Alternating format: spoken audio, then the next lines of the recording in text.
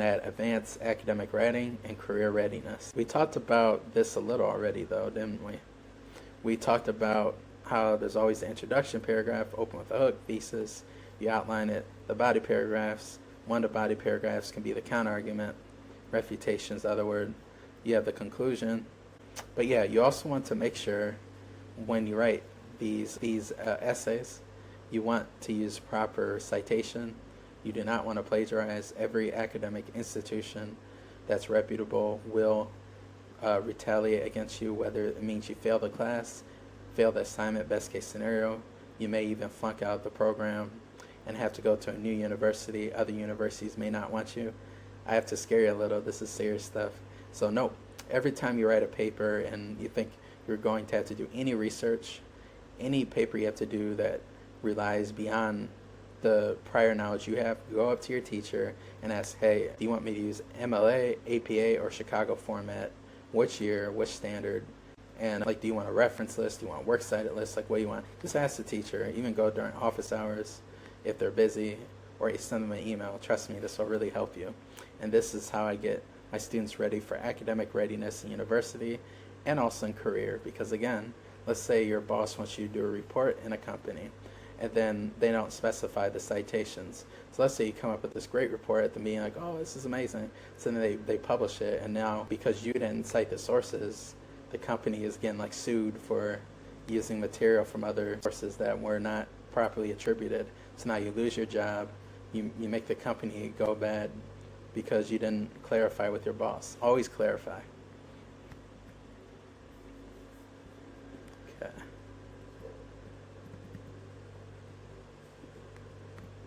So, we also have longer academic papers. Now, those of you, I'm going to move a second.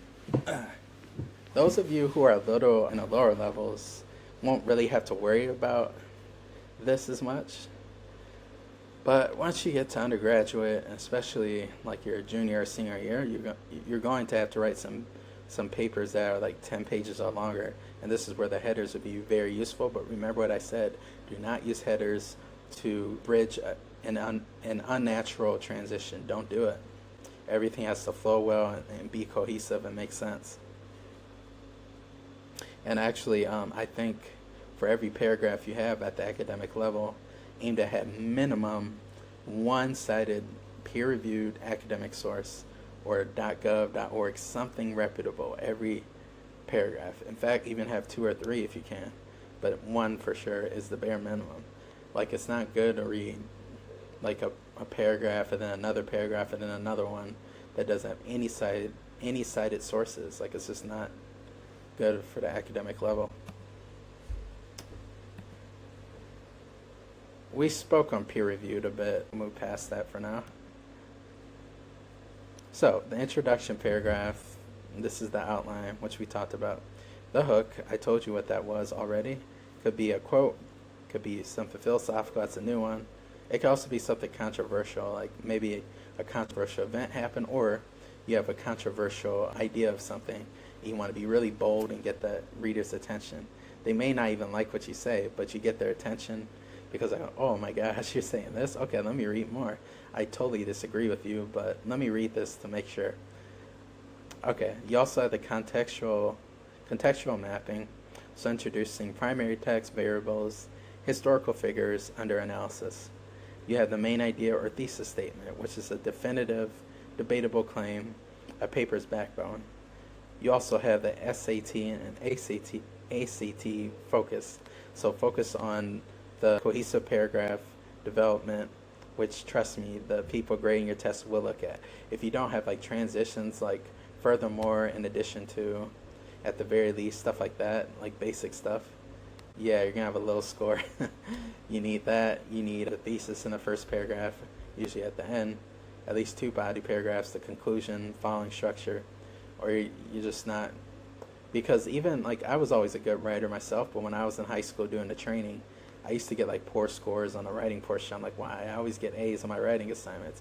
Because the people grading for ACT, SAT, and IELTS are looking for a very, very, very specific structure and a very specific way of doing things. So if you do not take my advice and you take this test, don't say I didn't warn you, because they want something very specific.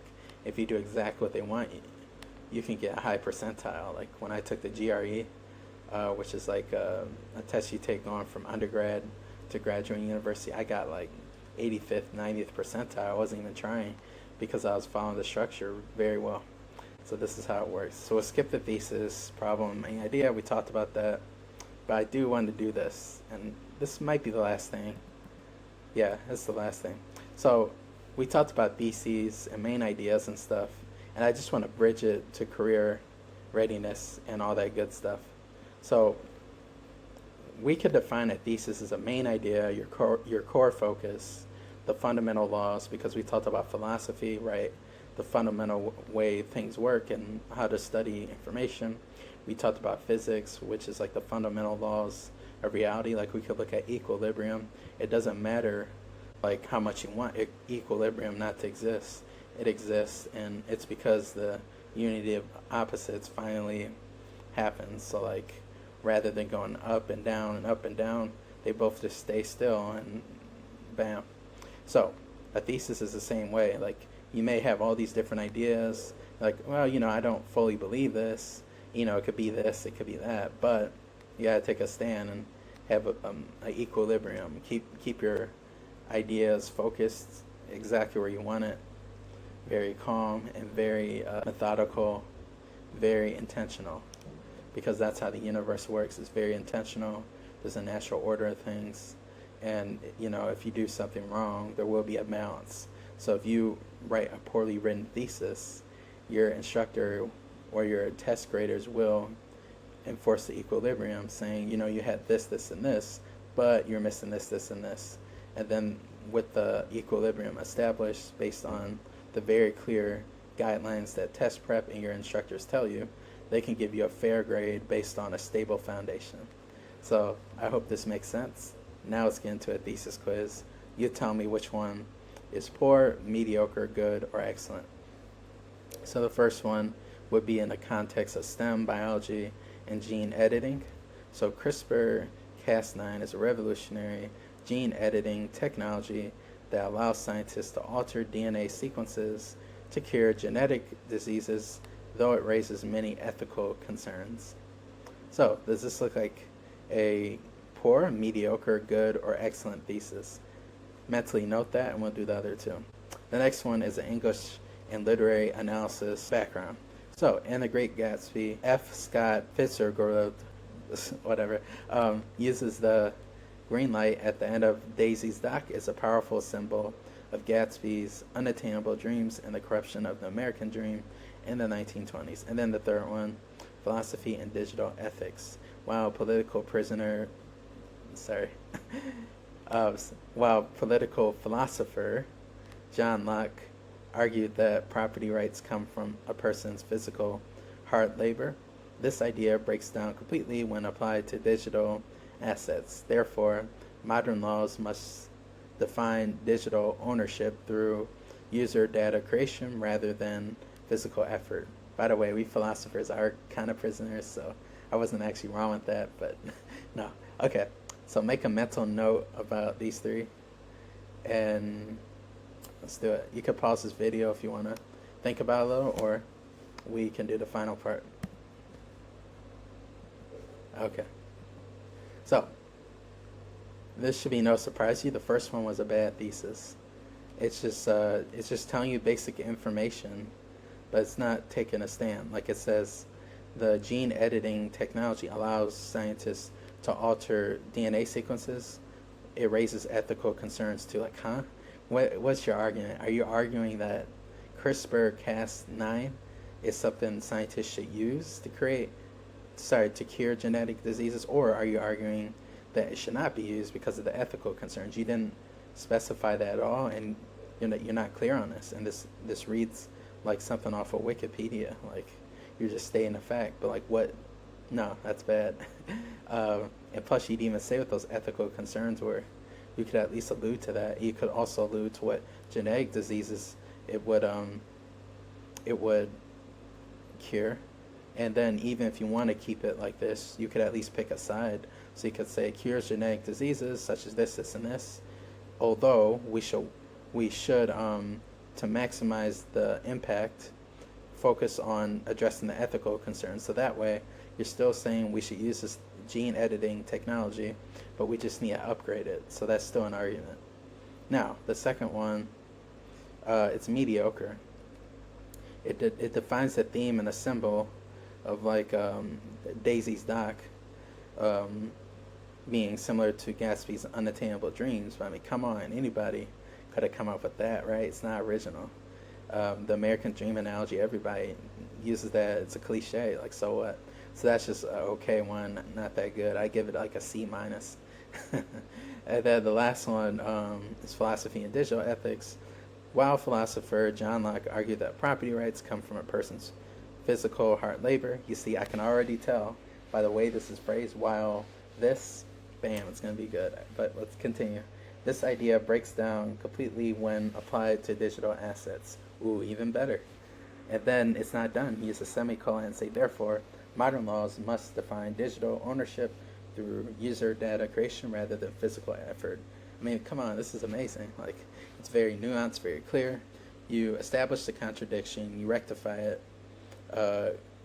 You speak on like the clear debate. This is like college level. Like, it's the most detailed here.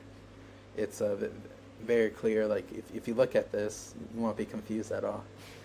Okay, that was your little trailer for my my course, quarters 2 to 3 of the 21st century, AI integration, synthesizing, or subjects, and acquisition and post-capitalism via education reform. This was just a teaser, and this teaser, okay, I'll put it here.